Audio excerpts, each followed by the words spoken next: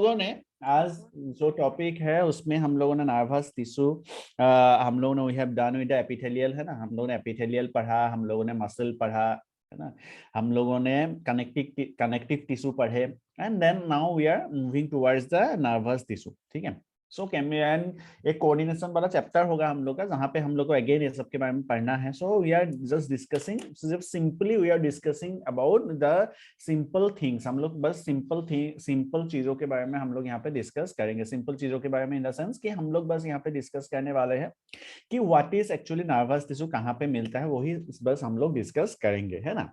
बाकी हम लोग जो आगे पढ़ेंगे he will be discussing that, है ना, हम लोग आगे उसका डिस्कस करने वाले, आगे हम लोग पढ़ने वाले। So the nervous tissue is found in brain, spinal cord and nerves. Obviously वो हम लोग को पता है। So brain में, spinal cord में, so different types of nerves में वो हम लोग को मिलता है। The nervous tissue is consist of the nerve cells and the supporting cells, है ना। जो यहाँ पे क्या होते हैं, कौन कौन से होते हैं, they are nerve cells and the supporting cells. So nerve cell और supporting cells है वही, बस वो एक nervous tissue होते हैं। So there are certain nerve cells. Nerve cell का मतलब होता है neurons and then the supporting cells और दूसरे उसके supporting cells. They basically help in the coordinating and as well as controlling many activities. Coordinating और many activities को control करने में वो मदद करता है। ठीक है बात। Now nervous tissue is specialized to react to the stimulus, है ना। कभी भी हम लोग को ठंड लग रहा है, गर्मी लग रहा है, किसी पिंच करने से दर्द होता है, so all this is done by the nervous tissue. ये सब कुछ nervous tissue के वजह से होता है। They conduct the impulses to various organs in the body which bring about response to the stimulus. जो change लाते हैं, which brings about a change, है ना, जो bring about a change to a stimulus. वो stimulus में एक change लाता है। ठीक है, वो एक change लाता है। bring about में about a response to the stimulus, मतलब किसी भी stimulus को लेके अगर वो कोई stimulus है, कुछ stimulus के वजह से जो change आना चाहिए, it is because of that। ठीक है, वो change आता है क्यों, क्योंकि हम लोग के पास nervous tissues present है, क्योंकि हम लोग के पास nervous tissues होते हैं, इसीलिए वो change आता है। समझ में आ रहा है बात। सो द न्यूरॉन्स, अगर हम लोग न्यूरॉन्स का बात करें, so this neurons are basically, हम लोग अगर इसमें देखेंगे, सो वी हैव गॉट, हम लोग के पास क्या है, वी हैव गॉट, अगर हम लोग न्यूरॉन्स को देखते हैं, so the dendrites are there, है ना। न्यूरॉन्स में क्या है, डेंड्राइट्स है। ठीक है, so you can see here this is the cell body, ये उसका सेल बॉडी है। Will draw this diagram as well, हम लोग इस डायग्राम को भी बनाएंगे। ठीक है, सेल बॉडी है, देन ए न्यूक्लियस। ठीक है, उसके बाद इसी सेल बॉडी का तुम देखोगे एक्सटेंशन है, साइटोप्लाज्मिक एक्सटेंशन, जिसको हम लोग प्रोटोप्लाज्मिक एक्सटेंशंस बोल रहे थे। और कौन से सेल में प्रोटोप्लाज्मिक एक्सटेंशन देखने को मिलता है, anyone in the chat box quickly reply. और कौन से पार्ट में और कौन से टिश्यू के सेल्स में हम लोग को प्रोटोप्लाज्मिक एक्सटेंशंस देखने को मिलता है? Yes, anyone in the chat box, anyone in the chat box, कौन से सेल्स में प्रोटोप्लाज्मिक एक्सटेंशंस देखने को मिलते हैं, जिसको हम लोग फाइलोपोडिया बोलते हैं? I have given you one, ये यस, आर्यन का आंसर आ गया, very good. So this is called as filopodia, जिसको हम लोग फाइलोपोडिया बोलते हैं। मैंने तुम लोग को हिंट भी दे दिया, quickly in the chat box. I have got only response only from Aryan. Which cells have protoplasmic extensions like this neurons? Neurons के जैसा प्रोटोप्लाज्मिक एक्सटेंशंस किसके पास होता है? I am given you one hint, that is filopodia. उस protoplasmic extension को हम लोग फाइलोपोडिया बोलते हैं। I have got response from Ruknuddin, I have got response from Tania, I have got response from Aryan, Ruknuddin, Tania. बस 3 लोगों का ही रेस्पॉन्स अभी तक आया है। The extension is called as filopodia, उसको हम लोग फाइलोपोडिया बोलते हैं। The extension is called as filopodia. Now tell me what is the meaning, क्या नाम है इसका? Yes, बताओ, फाइलोपोडिया बोलते हैं। I have got response only from 3, this is not fair, बताओ जल्दी से। और एक्सटेंशन का नाम है क्या? The name of the extension is filopodia.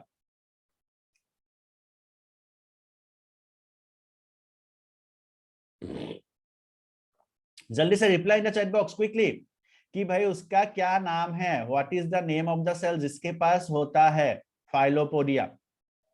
3 लोगों का रेस्पॉन्स अभी तक आया है बस।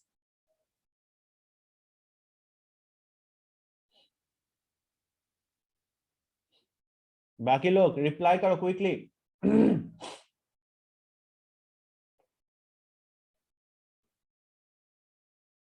आदित्य, भार्गव, अमृति, चमन, जिया, खुशी, माला, नंदिनी, प्रशांत, प्रियांशु, सचिन, सैफ, सत्यजीत, सिमरन, तानिया, दिस इज सोनल, रुकनुद्दीन, प्रभात सुमन। नहीं, दिस इज ये बहुत ही मतलब क्या बताए, और तुम लोग को पढ़ाई लिखाई कुछ भी नहीं कर रहे हो तुम लोग, है ना। फाउंड इन न्यूरॉन, बिल्कुल नहीं। न्यूरॉन में एक्सॉन मिलता है। I am talking about filopodia Mala. I am talking about filopodia. Neuron पे पास जो प्रोटोप्लाज्मिक एक्सटेंशन होते हैं दैट इज वो एक्सॉन है। I am talking about filopodia. Where do we find फाइलोपोडिया?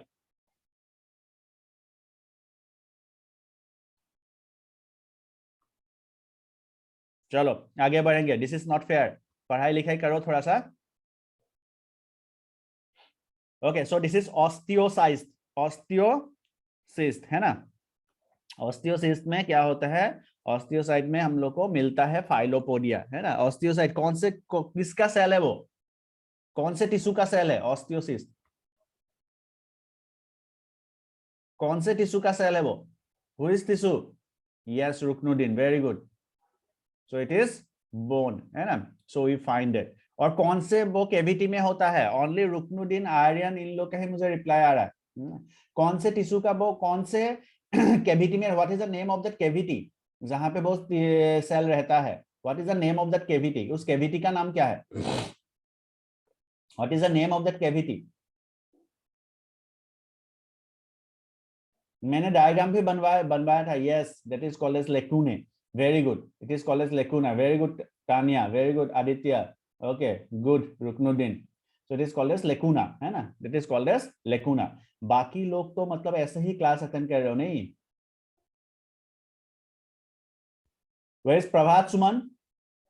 Prabhat Suman, you are using something else. Zoom में join करके ऐसे ही तुम कुछ भी अटेंड कर रहे हो नहीं। प्रभात सुमन,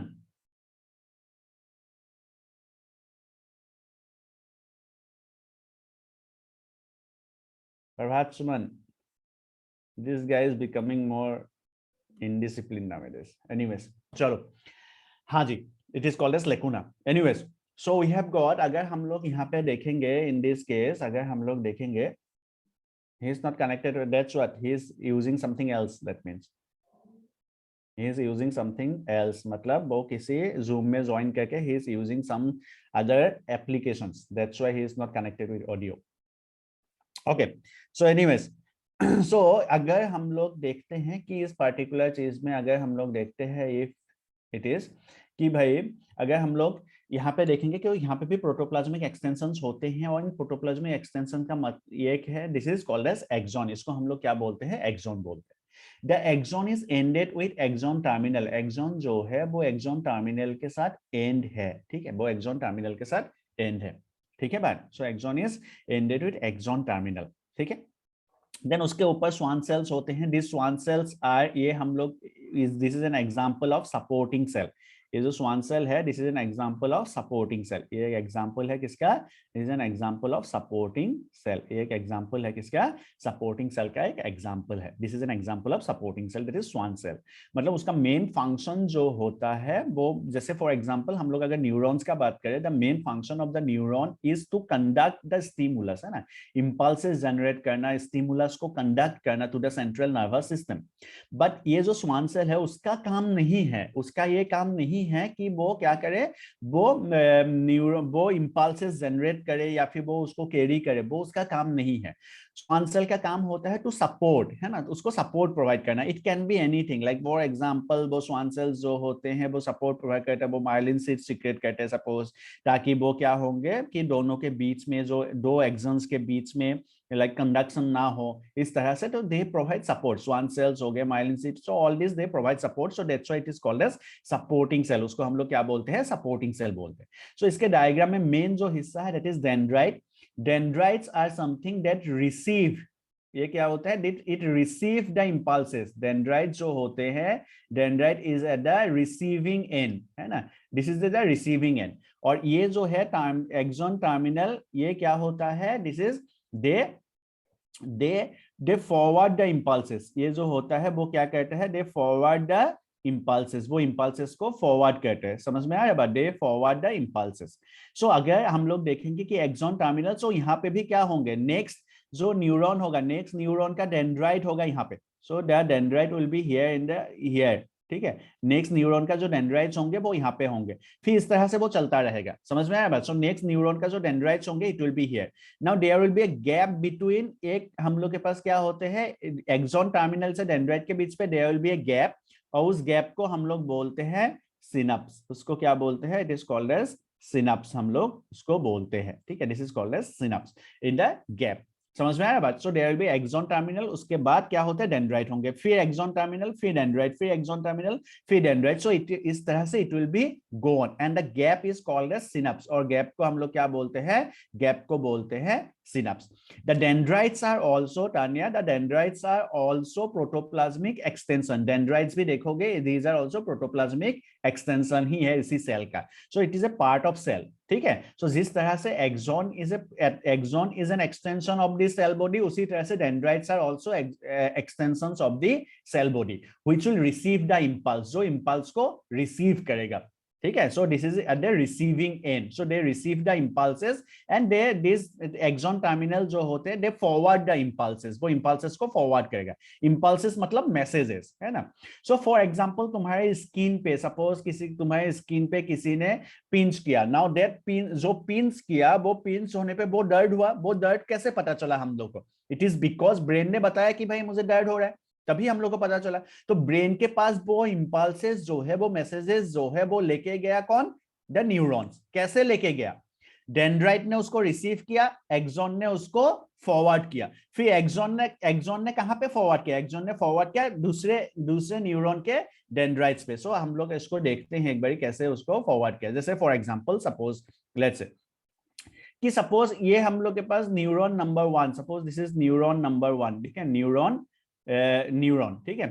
फिर हम लोग के पास ये है न्यूरॉन, 1 नंबर वाला न्यूरॉन है, फिर 2 नंबर वाला न्यूरॉन है, फिर हम लोग के पास 3 न्यूरॉन, सपोज मैंने बताया, सपोज, ठीक है। So neuron number 1, neuron number 2 and neuron number 3। So these are three neurons हम लोग के पास है ना। इस न्यूरॉन के यहाँ पे क्या है, वी हैव गॉट, सपोज यहाँ पे है डेंड्राइट्स, है ना, यहाँ पे डेंड्राइट्स है। सो दीज आर ये हम लोग के पास न्यूरॉन्स में क्या है, डेंड्राइट है, ठीक है। और यहाँ पे खत्म होने के बाद में क्या है, दिस इज एक्सॉन टर्मिनल, है ना। बात क्लियर है, यहाँ पे समझ में आ रहा है ये चीज। So this is axon terminal. Now दूसरे जो न्यूरॉन होगा उसका डेंड्राइट यहाँ पे होगा, दिस इज डेंड्राइट, और उसका एक्सॉन टर्मिनल यहाँ पे होगा, दिस इज एक्सॉन टर्मिनल। फिर तीसरा जो होगा उसका भी डेंड्राइट यहाँ पे होगा, डी में लिख रहा हूँ, और फिर एक्सॉन टर्मिनल यहाँ पे होगा, मैंने एटी लिखा। नाउ देखो मैसेजेस कैसे ट्रांसफर हो रहा है, फ्रॉम एक्सॉन टर्मिनल से भी दूसरे न्यूरॉन का डेंड्राइट के पास जाएगा, फिर डेंड्राइट उसको क्या करेगा, सेल बॉडी होके वो एक्सॉन होके वो कहां पहुंचेगा, एक्सॉन टर्मिनल पहुंचेगा। इस तरह से मैसेजेस, समझ में आया बात। फिर एक्सॉन टर्मिनल से वो पास ऑन सिनप्स के थ्रू होके वो जाएगा किसके पास, डेंड्राइट के पास। डेंड्राइट सेल बॉडी होके उस मैसेजेस को लेके जाएगा किसके पास, एक्सॉन टर्मिनल के पास। फिर एक्सॉन टर्मिनल जो है, फिर नेक्स्ट जो 4th नंबर वाला एक्सॉन क्या बोलते हैं, 4th नंबर वाला जो न्यूरॉन होगा, न्यूरॉन के वहां पे डेंड्राइट में वो लेके जाएगा। बात समझ में आ रहा है। सो इस तरह से messages will put forward from dendrite to axon terminal, then axon terminal synapse होके, दिस इज अ सिनप्स मतलब गैप, सिनप्स होके it will again reach the dendrite, फिर से वो डेंड्राइट के पास पहुंचेगा ऑफ द नेक्स्ट न्यूरॉन के डेंड्राइट में वो पहुंचेगा। समझ में आया बात। सो इस तरह से क्या होंगे, मैसेजेस कैरी फॉरवर्ड होंगे इन न्यूरॉन्स, ठीक है। मैसेजेस न्यूरॉन्स में इस तरह से कैरी फॉरवर्ड होंगे। ये सब हम लोग आगे पढ़ेंगे जब हम लोग कोऑर्डिनेशन वाला चैप्टर पढ़ेंगे। इन दैट हम लोग केमिकल कोऑर्डिनेशन भी पढ़ना है, प्लस ए वाला कोऑर्डिनेशन भी हम लोग को पढ़ना है। विल सी कि किस तरह से मैसेजेस पास ऑन होता है, हाउ द इलेक्ट्रिक फॉर्म में मैसेजेस पास ऑन होता है, किस तरह से केमिकल फॉर्म में मैसेजेस पास ऑन होता है, वो हम लोग आगे जाके देखेंगे। और क्यों मैसेजेस पास ऑन होता है, ऐसा क्या होता है इन न्यूरॉन्स के पास, वो भी हम लोग आगे डिस्कस करेंगे। ठीक है बात, चलो इसको लिख लो एंड डायग्राम भी बना लो, एंड देन हम लोग आगे बढ़ेंगे क्विकली।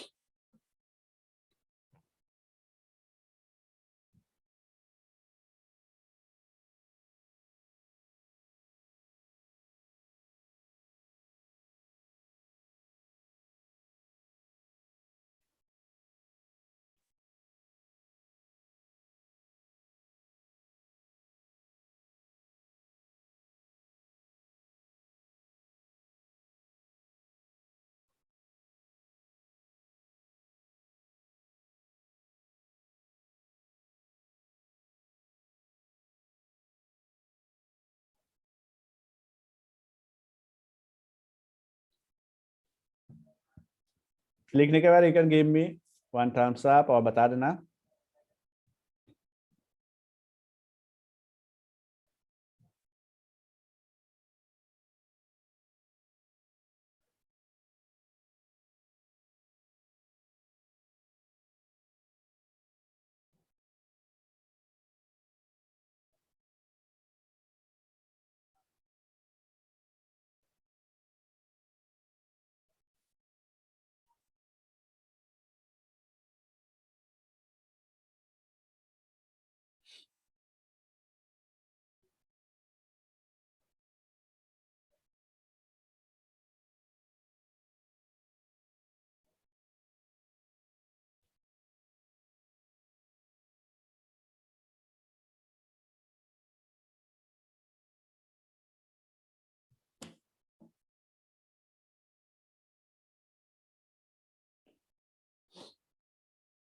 डायग्राम भी बना देना।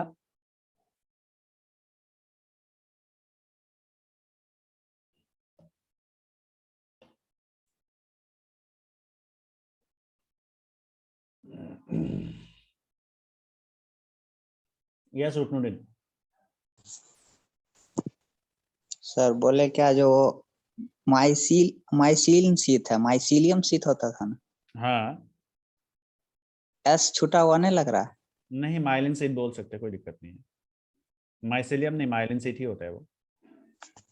Okay sir.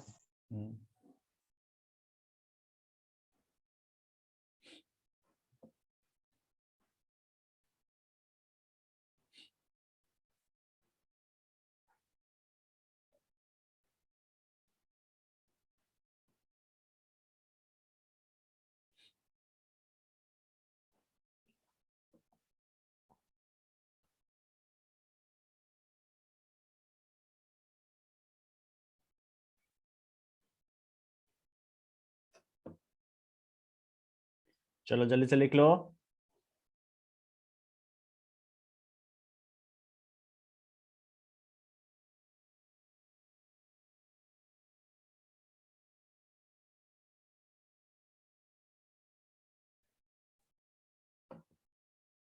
चमन हो गया है।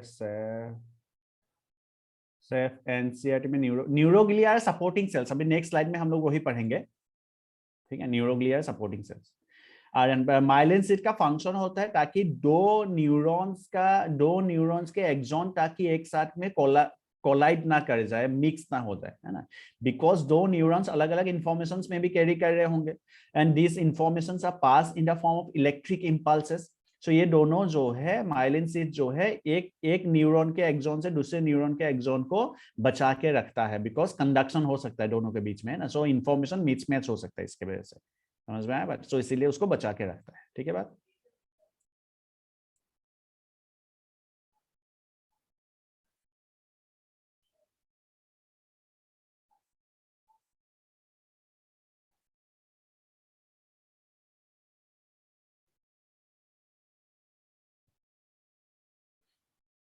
प्रभात, स्टिल वो आया नहीं है, I am removing him.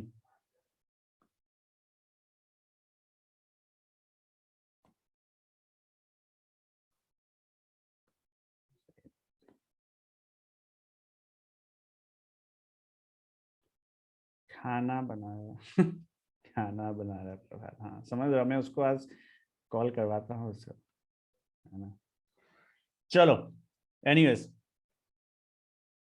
So we have got, हम लोग के पास क्या है, सो नर्व सेल्स ये हो गया, बन गया सबका। ग्लियल सेल्स मतलब सपोर्टिंग सेल्स, अभी नेक्स्ट हम लोग पढ़ेंगे ग्लियल सेल्स के बारे में भी, ठीक है। उसका बहुत सारे सपोर्ट, जैसे for example Schwann cell is also an example of glial cells, also an example of neuroglia, समझ में आया? ग्लियल सेल्स, ठीक है। Schwann cell is also an example of glial cells, ठीक है। चलो आगे बढ़ेंगे तो फिर, ठीक है। सो आगे we have next is the glial cells, ठीक है। नेक्स्ट हम लोग के पास है glial cells. So if you can see the diagram here, बहुत सारे यहाँ पे ग्लियल सेल्स का तुम लोग को डायग्राम्स देखने को मिलेंगे, ग्लियल सेल्स, ठीक है। सो हम लोग के पास देखो, neurons form the structural functional unit of nervous system. Neurons जो होते हैं, it forms the structural and functional unit of nervous system, ये structural functional unit of nervous system बनाता है, ठीक है। न्यूरॉन्स आर दी, जैसे for example cell is the structural functional unit of life है, उसी तरह से नर्वस सिस्टम का जो स्ट्रक्चरल एंड फंक्शनल यूनिट है वो है the nerve cells. Nerve cells उसका स्ट्रक्चरल एंड फंक्शनल यूनिट है।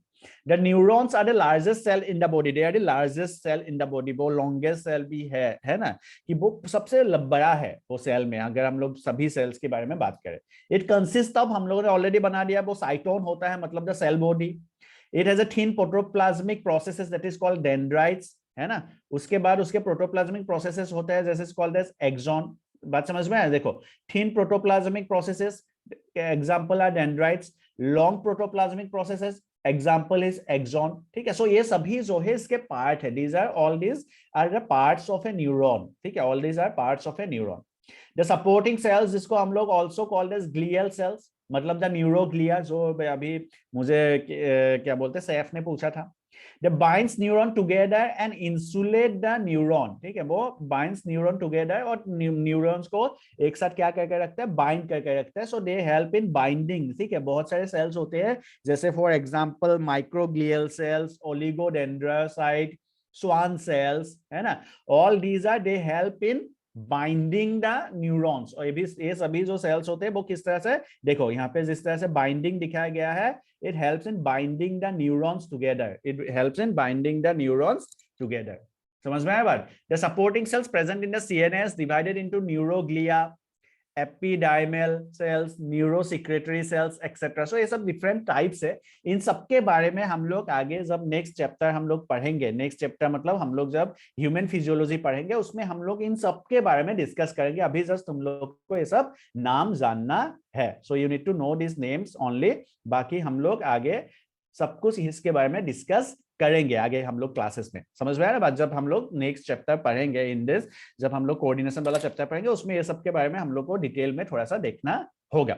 Now only you have to know the names, ठीक है, क्योंकि हम लोग टिश्यू के बारे में बस स्टडी कर रहे हैं। So we have glial cells which will support the neurons to carry the impulses from the various response organs to the central nervous system, ठीक है। response organs से central nervous system तक वो क्या करते हैं, मैसेजेस को लेके जाने में न्यूरॉन्स को मदद करता है basically. That's why they are called as glial cells और सपोर्टिंग सेल्स, ठीक है बात। सो इसके डिफरेंट नाम भी लिख लेना, डायग्राम नहीं बनाने से भी होगा। You need to write down the names, जैसे फॉर एग्जांपल स्वान सेल हो गया, या फिर ओलिगोडेंड्रोसाइट हो गया, या फिर माइक्रोग्लियल सेल्स हो गया, ठीक है, एपेंडिडाइमल सेल्स हो गए, सबके नाम लिख लेना। You no need to draw the diagrams को बनाने का जरूरत नहीं है। सो ड्रॉ, राइट दिस, ये सब लिख लो। हम लोगों ने ऑलरेडी डायग्राम जब बनाए थे, वहां पे already cell body, axon, dendrite, ये सब के बारे में हम लोगों ने ऑलरेडी डिस्कस कर लिए हैं। So you just right it down and right the names of the glial sales. जो ग्लियल सेल्स है उसका नाम लिख लो, ठीक है बात।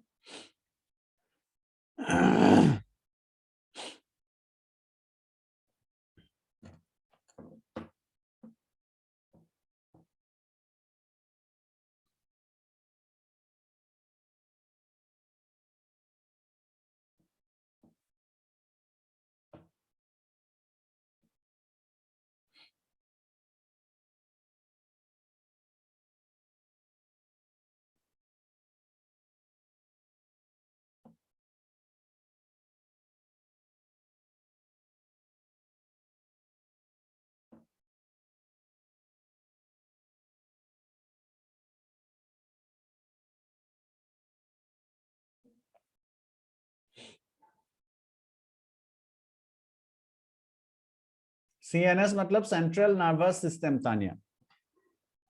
सीएनएस का मतलब होता है सेंट्रल नर्वस सिस्टम। क्लास 10 वाला चैप्टर तुम लोगों ने पढ़ा नहीं ना, इसीलिए दिक्कत है, नहीं तो सब आता है। क्लास 10 में भी हम लोग कंट्रोल एंड कोऑर्डिनेशन बोल के एक चैप्टर है, वो चैप्टर में यही सब था।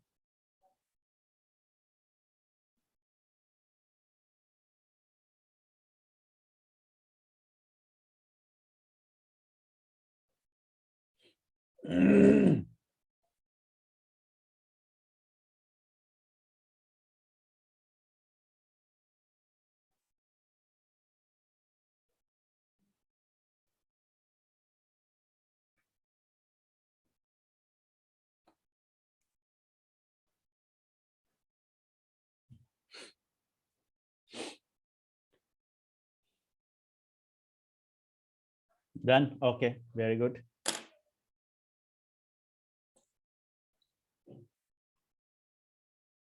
चमन का भी डन है, okay very good Chaman.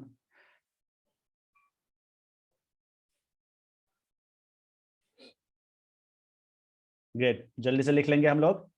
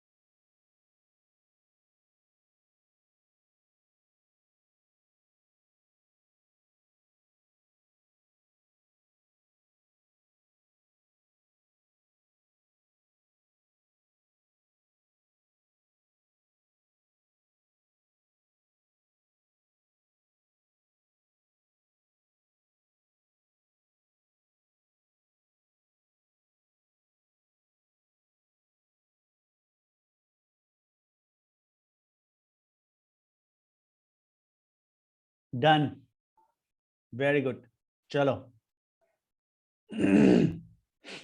Great. चलो तो फिर आगे बढ़ते हैं।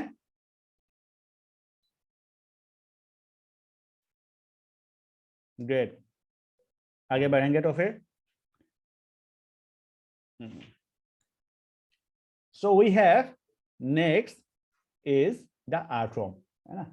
नेक्स्ट जो हम लोग को मॉर्फोलॉजी और एनाटॉमी पढ़ना है आर्थ्रोम का, उसके बारे में हम लोग अभी डिस्कस करेंगे, ठीक है बात। सो आर्थ्रोम जो है वो हम लोग को यहाँ पे दिख रहा होगा डायग्राम में। आर्थ्रोम हम लोग सबने देखा होगा, है ना। आर्थ्रोम इज समथिंग वेरी कॉमन जो हम लोगों ने सबने देखा भी होगा। So it is a reddish brown terrestrial invertebrate that inhabits the upper layer of the moist soil, जो moist soil में रहते हैं। This is वो आर्थ्रोम जो है वो moist soil में हमेशा हम लोग को दिखता होगा। So that is आर्थ्रोम, है ना। जिसके बारे में जिसका एनाटॉमी और जिसका मॉर्फोलॉजी हम लोग को पढ़ना है, उसके ऑर्गन्स के बारे में हम लोग को डिस्कस करना है, ठीक है। पहले 12 के सिलेबस में इवन डिसेक्शन भी था जो अभी हटा दिया गया है, ठीक है, बट पहले ये सब था, ठीक है। सो रुकनुडिन एपिडर्मल न्यूरोसेक्रेटरी फंक्शन, ये सभी हम लोग रुकनुडिन जो ये वाला चैप्टर है ना उसमें हम लोग डिस्कस करेंगे। मैं दोबारा नहीं पढ़ा रहा हूँ क्योंकि उसमें हम लोग को पढ़ना ही है, ठीक है। एपेंडिडाइमल एंड न्यूरोसेक्रेटरी का क्या फंक्शन है, सो ये सब हम लोग उस चैप्टर में पढ़ेंगे। कंट्रोल एंड कोऑर्डिनेशन जो चैप्टर है in case of human physiology, उसमें हम लोग डिस्कस कर लेंगे, ठीक है रुकनुडिन, ठीक है।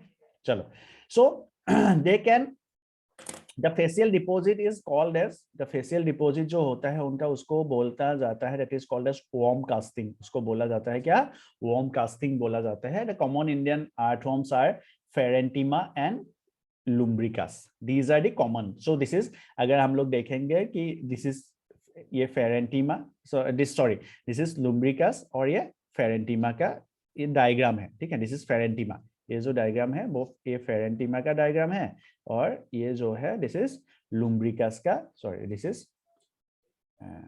Sorry just a minute.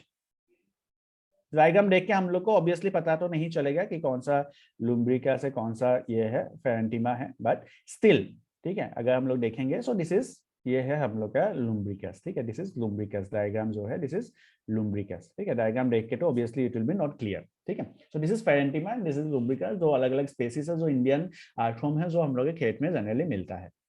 Now they can be traced bye there facial deposit. Facial deposit जैसे गार्डन में अगर वो कहीं है तो उसके फेसियल डिपॉजिट से वो मिल जाता है। These are called as, these are the worm castings. ये जो यहाँ पे डायग्राम दिख रहे हो, दिस इज वर्म कास्टिंग है ना, ये सभी जो है दीज आर वर्म कास्टिंग। समझ में आया बात? सो दिस इज, अगर हम लोग इसको क्लियरली बात करें, अगर इसमें देखेंगे, so this are worm casting. So worms जो होते हैं, आर्थ्रोम जो होते हैं, Pheretima and Lumbrica, so these are two different type, due to different species of, ये दो डिफरेंट स्पेसीज है। किसका? These are two different types of species जो हम लोग के पास है, that is Pheretima as well as the Lumbricus, two different species of Indian earthworm, है ना, जो कॉमनली इंडिया में मिलता है earthworm. And then the faecal deposit जो होते हैं उसको हम लोग बोलते हैं वर्म कास्टिंग, जो इस तरह का हम लोग को देखने को मिलता है जनरली। देखो यहाँ पे जो हम लोग को सॉइल में इस तरह से देखने को मिलता है, and this is called as worm casting.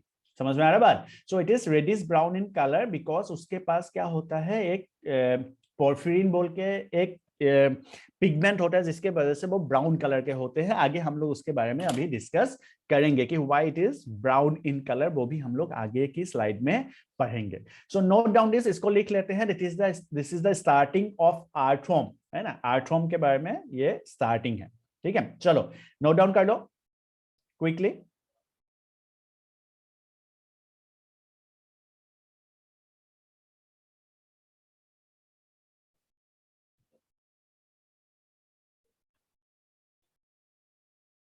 Aditya का ऑलरेडी डन है।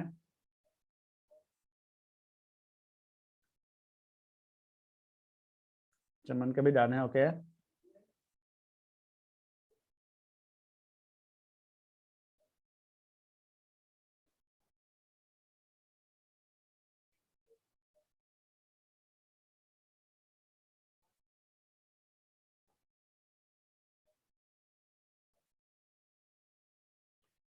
ओके,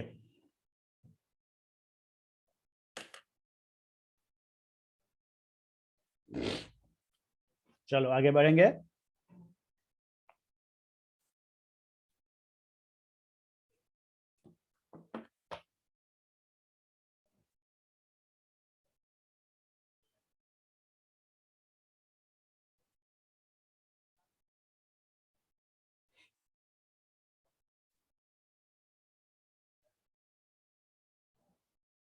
ओके, तानिया का नहीं हुआ है, चलो लिख लो, जल्दी से लिख लो।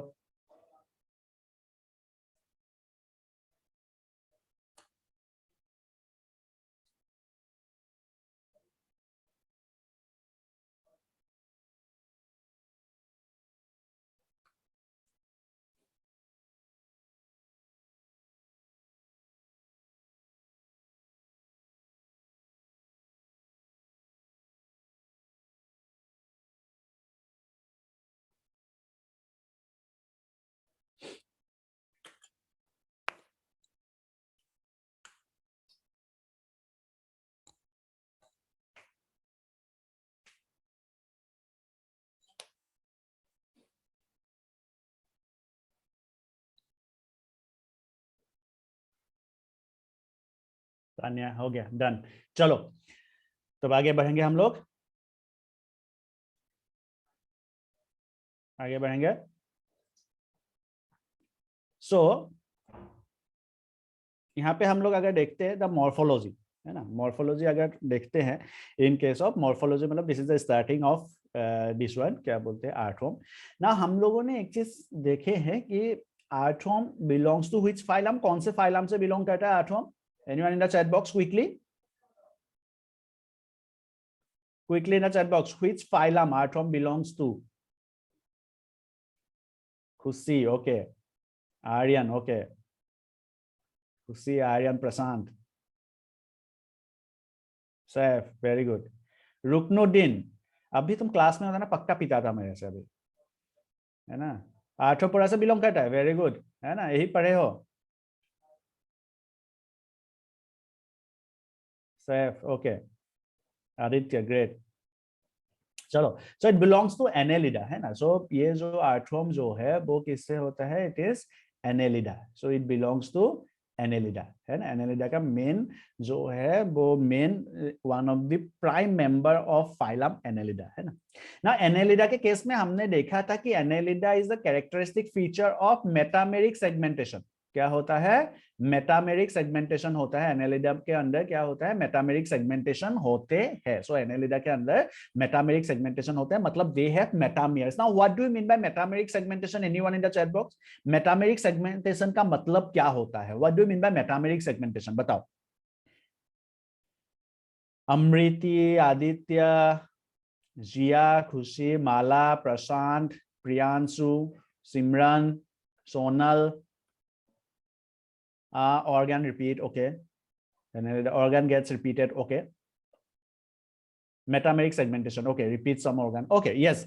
So metameric segmentation का मतलब होता है कि the body is segmented, body जो होता है it is segmented and the organs get repeated, and organs जो होते हैं कुछ organs it gets repeated। जैसे for example हम लोग का body भी segmented है, जैसे लाइक अगर हम लोग बात करें हम लोग का बॉडी भी सेगमेंटेड है, जैसे फॉर एग्जांपल हेड है, देन द थोरासिक कैविटी है, एब्डोमेन है, लोअर बॉडी पार्ट्स है। So our body also gets, हम लोग का बॉडी में भी सेगमेंटेशन है, but the organs do not get repeated, organs repeat नहीं होते हैं, है ना। द ब्रेन जो है वो हेड रीजन में ही है, it is not in the thoracic region. जो हार्ट जो होते हैं वो थोरासिक कैविटी में ही है, वो एब्डोमेन में नहीं है, ठीक है। So the organs do not get repeated. But अगर हम लोग देखें इन केस ऑफ, अगर हम लोग इस इन सम एनिमल्स के बारे में देखें, एनेलिडा वगैरह के बारे में देखें, यहाँ पे the organs get repeated, organs जो होते हैं it gets repeated, organs repeat होते हैं, है ना। यहाँ पे जो है ऑर्गन्स रिपीट होते हैं, समझ में आ रहा बात। So that's why it is called as metameric segmentation. Now in an annelid, मतलब अगर हम लोग देखें कि इन केस ऑफ आर्थ्रोम के केस में इस तरह से 100 से 120 तक सेगमेंट्स प्रेजेंट होते हैं। कितने होते हैं? 120 तक सेगमेंट्स प्रेजेंट होते हैं। सो if you can see here, यहाँ पे अगर हम लोग देखें, look at here, over here, look at over here. So this is one segment. अगर हम लोग आर्थ्रोम को ध्यान से देखें, this is one segment, this one is one segment, है ना। सो इस तरह से बहुत सारे सेगमेंट्स है।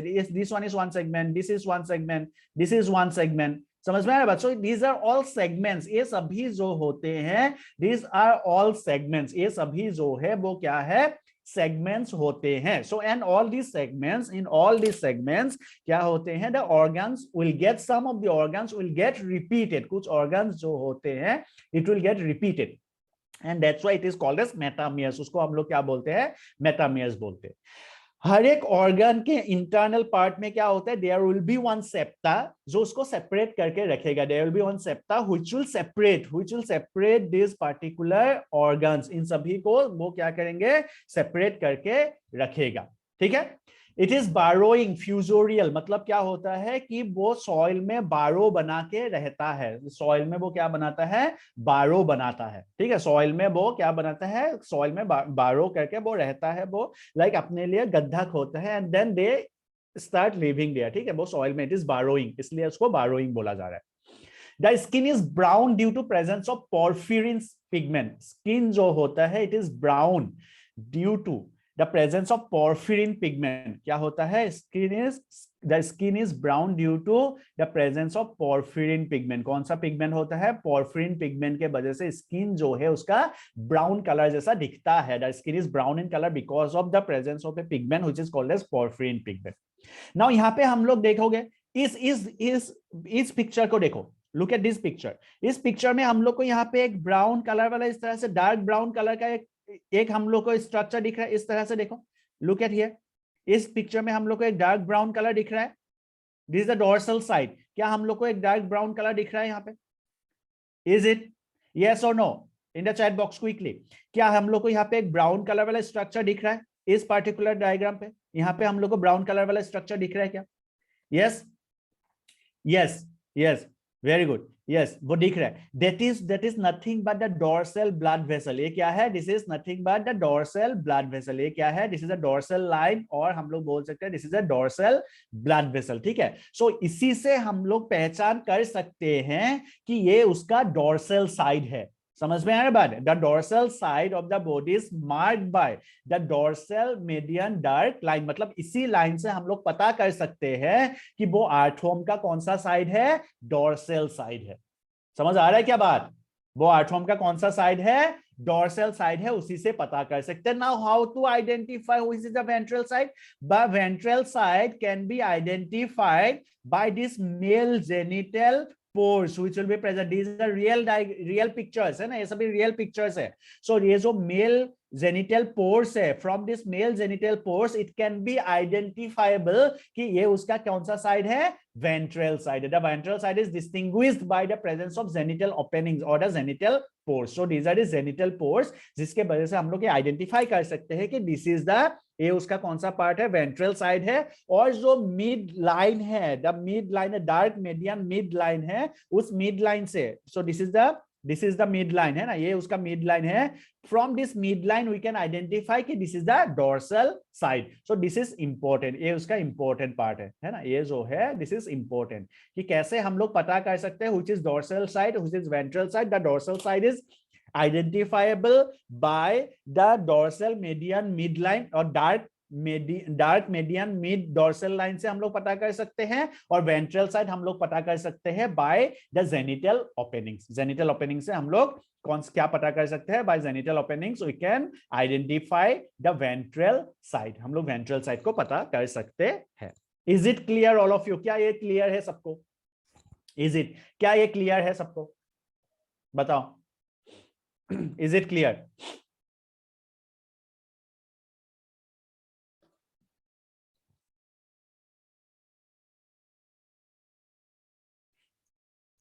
Okay, yes, great. चलो आगे बढ़ेंगे तो फिर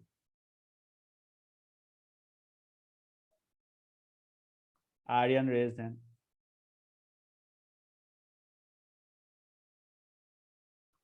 यस आर्यन।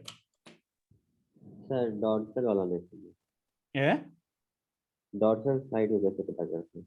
डोर्सल साइड को हम लोग पता कर सकते हैं बाय दिस ब्राउन लाइन। ये जो ब्राउन हम लोग को डार्क ब्राउन का, डार्क ब्राउन जो हम लोग को ये लाइन दिख रहा है ना, उससे हम लोग पता कर सकते हैं। क्योंकि ये जो लाइनिंग है वो क्यों बन रहा है, because of the blood vessel. और ये सिर्फ कौन से साइड में होगा, डोर्सल साइड में ही होगा, वेंट्रल साइड में ये नहीं होगा। समझ में आ रहा बात? From this dark brown line, ये जो डार्क कलर का लाइन है, उससे हम लोग पता कर सकते हैं कि this is the dorsal side. ठीक है, क्योंकि ये जो ब्राउन लाइन है वो बन रहा है क्यों, डोर्सल ब्लड वेसल की वजह से। और ये जो ब्लड वेसल है वो सिर्फ डोर्सल साइड में ही होगा। ठीक है, बात क्लियर है Aryan? Is it clear? Okay, चलो सो इसको नोट डाउन कर लो quickly, note it down quickly, then हम लोग और आगे बढ़ेंगे।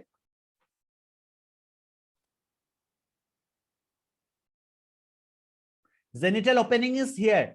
ये जो मैंने राउंड किया है Saif, these are the genital openings. थोड़ा सा व्हाइट कलर का हम लोग को दिख रहा है, these are the genital openings.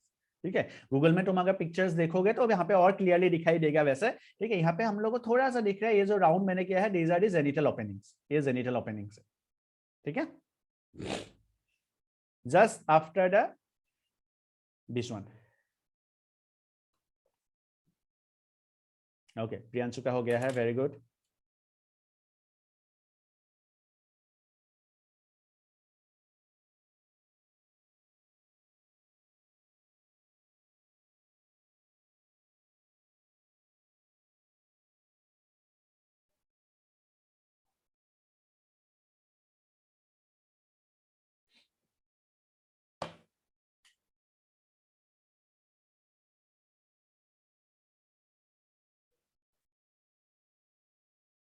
अच्छा, चलो कोई नहीं सर, लिख लो, don't, no worries, I will give you time.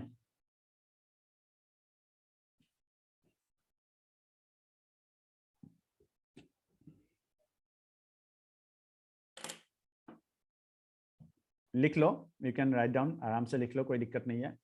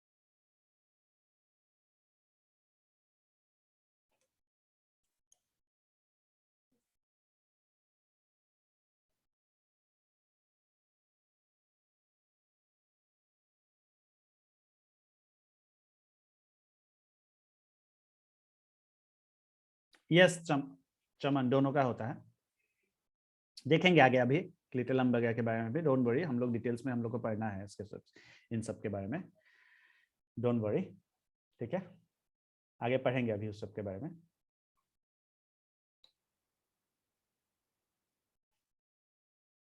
चलो आगे बढ़े।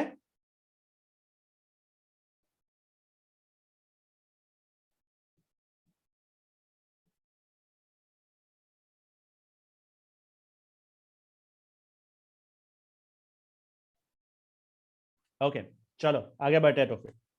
सो आगे हम लोग देखेंगे अभी, the anterior and is consist of the mouth and the prostomium. Prostomium क्या है, सबसे पहली बात कि यहाँ पे हम लोगों ने एक डायग्राम देखा कि एक हम लोग देख रहे हैं कि प्रोस्टोमियम होता है ना, एंटीरियर पार्ट में क्या होता है, माउथ और प्रोस्टोमियम होता है। ये देखो दिस इज प्रोस्टोमियम भाई, ये जो है दिस इज प्रोस्टोमियम। प्रोस्टोमियम क्या होता है, ये lobe which serves as a covering for the mouth as well as wedge to force the open cracks in the soil. मतलब वो क्या करता है, एक हुक की तरह काम करता है, हुक की तरह काम करता है, जो क्या होता है सॉइल को निकालने में मदद करता है, जो सॉइल को निकाल सकता है, और माउथ का एक कवरिंग भी है, ठीक है, वो हुक की तरह काम कर रहा है द प्रोस्टोमियम। देखो यहाँ पे दिस इज प्रोस्टोमियम, ये जो है ये प्रोस्टोमियम है, और यहाँ पे ही एक छोटा सा क्या है, माउथ है। ऑब्वियसली हम लोग जैसा बड़ा माउथ तो नहीं है, यहाँ पे भी एक छोटा सा माउथ है, and this is the prostomium which act as a hook, जो हुक की तरह काम कर रहा है, क्या करने के लिए, सॉइल को निकालने के लिए, ठीक है, जो open cracks in the soil, soil में क्रैक्स बनाने के लिए हुक की तरह काम कर रहा है, that is the prostomium, this called as prostomium. Then हम लोग के पास क्या होता है, the prostomium is sensory in function, वो प्रोस्टोमियम जो होता है वो सेंसरी फंक्शन भी होता है। देन आता है पेरिस्टोमियम। सो दो चीजें हैं, प्रोस्टोमियम एंड पेरिस्टोमियम। प्रोस्टोमियम जो होता है it is a lobe like structure, hook like structure, और पेरिस्टोमियम जो होता है वो क्या होता है, it is the first segment, the first segment after the mouth, mouth के बाद जो पहला सेगमेंट होता है उसको बोलते हैं पेरिस्टोमियम। और जो लोब लाइक स्ट्रक्चर होता है, हुक लाइक स्ट्रक्चर होता है, जो जमीन को, जो सॉइल में खोदने में मदद करता है, बारो बनाने में मदद करता है, उसको बोलते हैं prostomium, which is also sensory in function, जो सेंस भी कर सकता है। So prostomium and peristomium, these are two different structures in earthworm. Earthworm में दो अलग अलग स्ट्रक्चर्स है।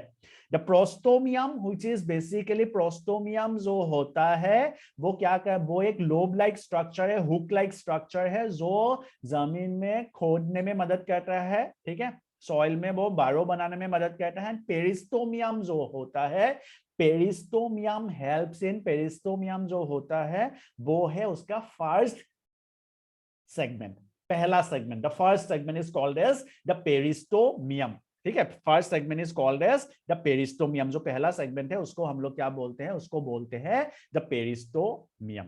क्लियर है क्या, क्या बात, इज इट, समझ में आ रहा है क्या?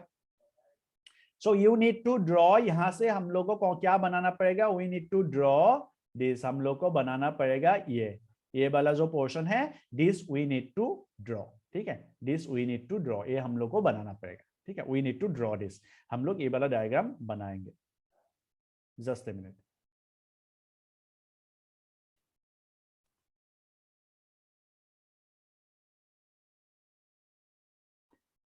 ठीक है, हम लोग ये वाला डायग्राम बना लेंगे। चलो, we'll draw this diagram as well, peristomium and prostomium. Prostomium is a lobe like structure, hook like structure, जो सॉइल में क्या करने में, बारो बनाने में मदद करता है।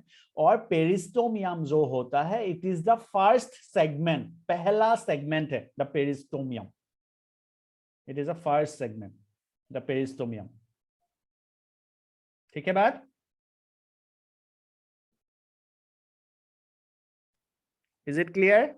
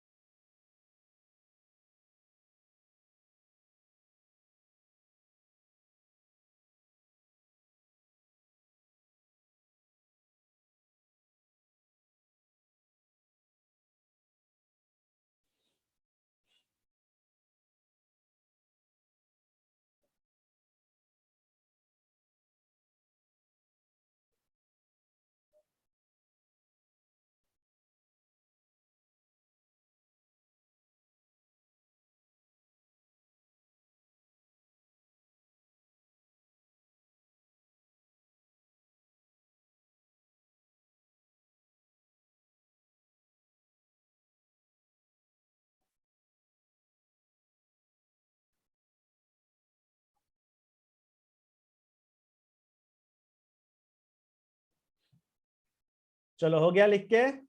Draw the diagram as well. Peristomium and prostomium, ये दो चीजें हैं, दोनों कंफ्यूज मत होना। पेरिस्टोमियम जो होता है फर्स्ट सेगमेंट होता है, प्रोस्टोमियम जो होता है it is a lobe like structure, जो हुक लाइक स्ट्रक्चर होता है, जो क्या करने में मदद करता है, जमीन में सॉइल में वो खोदने में मदद करता है, बारो बनाने में मदद करता है।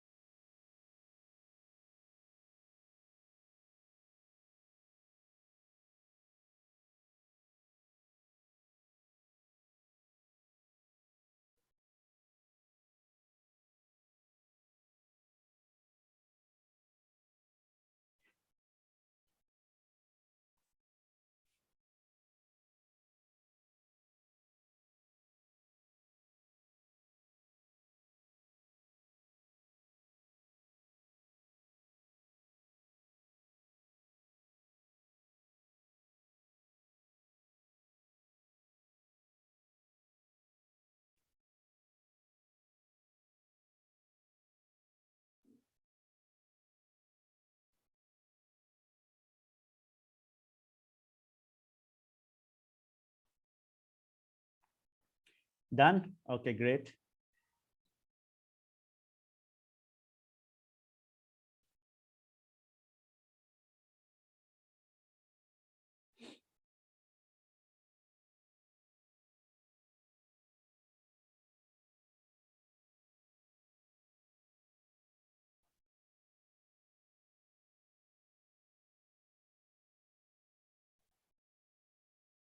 चलो जल्दी से बना लो डायग्राम भी।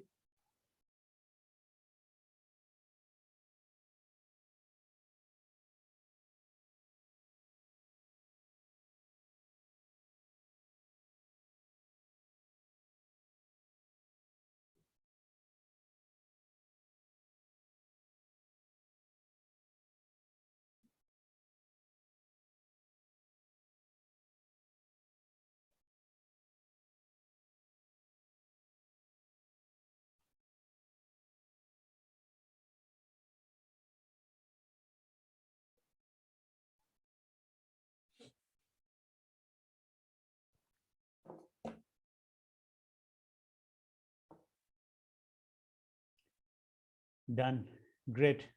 चलो आगे बढ़ेंगे टॉपिक। सो आगे हम लोग के पास, सॉरी दिस इज,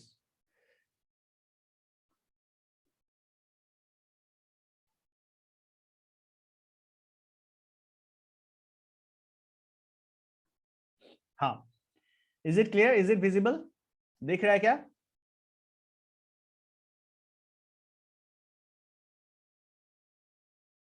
है ना, दिख रहा होगा? Okay, yes. चलो, so now the point is that next जो हम लोग के पास टॉपिक है दैट इज क्लिटेलम, है ना। हम लोग बात कर रहे हैं क्लिटेलम के बारे में। हम लोगों ने देखा कि फर्स्ट और सेकंड जो है वो हमने देख लिया था, ठीक है। फर्स्ट और सेकंड जो हम लोग के पास फर्स्ट जो सेगमेंट है वो हमने देख लिया। नाउ जो आर्थोम होता है, the earthworm is divided into 3 segments. Earthworm को 3 सेगमेंट्स में डिवाइड किया गया है, ठीक है। It is based on the clitellum. किसके ऊपर बेस करके डिवाइड किया गया है? क्लिटेलम के ऊपर बेस करके आर्थोम को 3 सेगमेंट्स में डिवाइड किया गया है बेस्ड ऑन द क्लिटेलम। ये है clitellum, this is the clitellum in the earthworm. एक आर्थोम के अगर हम लोग देखेंगे सो आर्थोम के ऊपर दिस इज द क्लिटेलम। ये जो पोर्शन है ये उसका क्या है? This is the clitellum. ये पोर्शन जो है दिस इसको बोलते हैं क्लिटेलम, ठीक है।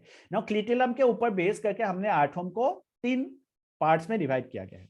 One is this is preclitellar region, this is called as preclitellar region, this is called as preclitellar region, this is clitellar region, है ना, preclitellar, this is clitellar, and this is ये जो region है this is postclitellar region. So preclitellar, clitellar and postclitellar, ये 3 जो है 3 उसके पास divide किए गए हैं, 3 है ना, 3 में डिवाइड किया गया। So pre-clitellar, clitellar and post clitellar. These are three different segments. इसमें हम लोगों ने क्या किया, आर्ट्रोम को डिवाइड किया, pre-clitellar, clitellar and post clitellar. These are three segments. तीन सेगमेंट्स में उसको क्या किया गया है, डिवाइड किया गया है. Pre-clitellar, clitellar and post clitellar. These are three segments में हमने क्या किया, आर्ट्रोम को डिवाइड किया है तीन सेगमेंट्स में, प्री-क्लिटेलर, क्लिटेलर एंड पोस्ट क्लिटेलर. ठीक है, तीन सेगमेंट्स में आर्ट्रोम को डिवाइड किया है. नाउ प्री-क्लिटेलर जो सेगमेंट होता है दैट इज फर्स्ट टू 13, पहला से लेके 13 तक, उसको बोलते हैं प्री-क्लिटेलर रीजन. क्लिटेलर जो होता है दैट इज 14, 15, 16, तीन जो सेगमेंट्स होते हैं उसको बोलते हैं clitellar region. And post clitellar that is 17 से एकदम लास्ट तक. अगर उसमें 120 वाला है तो 17 से लेके 128 जो सेगमेंट है उसको हम लोग पोस्ट क्लिटेलर बोलेंगे, या फिर 100 तक है तो 17 से लेके 100 तक इज क्लिटेलर रीजन. ठीक है. Now what is the function of clitellum? Clitellum का फंक्शन क्या है? क्लिटेलम जो होता है वो बना हुआ होता है किससे? It is made up of granular epithelium tissue. वो ग्रेनुलर एपिथेलियम टिश्यू से बना हुआ होता है. which secrete a viscous fluid, जो एक विस्कस फ्लूइड सिक्रेट करता है ड्यूरिंग द, जब कब सिक्रेट करता है, जब वो एग ले करने लगते हैं द आर्थ्रोम्स, तब वो एक विस्कस फ्लूइड सिक्रेट करता है which will cover up the egg, ताकि वो एग को कवर कर सके. And that is what we call as cocoons. उसको हम लोग क्या बोलते हैं? कुकून्स बोलते हैं. समझ में आ रहा बात कि वो क्या होते हैं? द क्लिटेलम जो होता है it is made up of A granular epithelium tissue. Granular epithelium tissue से बने हुए होते हैं. And this granular epithelium tissue जो होते हैं they secrete a viscous fluid which ultimately forms cocoons on the eggs. क्या बनाता है? cocoons बनाता है एग पे. So you can see here ये सभी जो है these are all cocoons. ये सब क्या है? these are all cocoons. ये सब cocoons है. So these are cocoons. समझ में आया बात? ये सभी जो है these are cocoons. क्लियर है बात? Is it clear? समझ में आया क्या ये चीज? Is it clear? समझ में आया क्या? Is it? समझ में आया है क्या ये चीज? These are cocoons.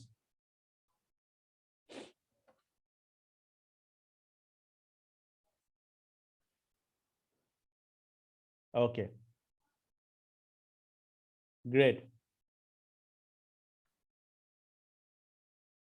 चलो इसको भी नोट डाउन कर लो. सो एंड बाकी will be starting in the next class, है ना. इवनिंग में 6 to 7 will be starting next portion of the earthworm. Earthworm का नेक्स्ट पोर्शन हम लोग इवनिंग में 6 to 7 वाला जो क्लास टाइम रहेगा उसमें हम लोग पढ़ेंगे, है ना. चलो, सो दीज आर कुकून्स. क्लियर है बात?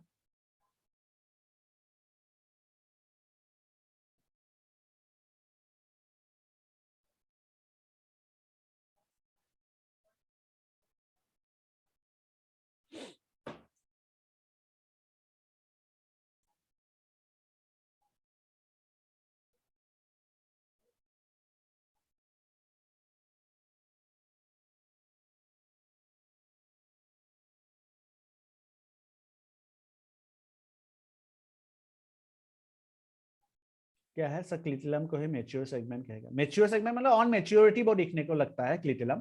ठीक है, ऑन मैच्योरिटी वो क्लिटेलम हम लोग को देखने को मिलता है. ठीक है.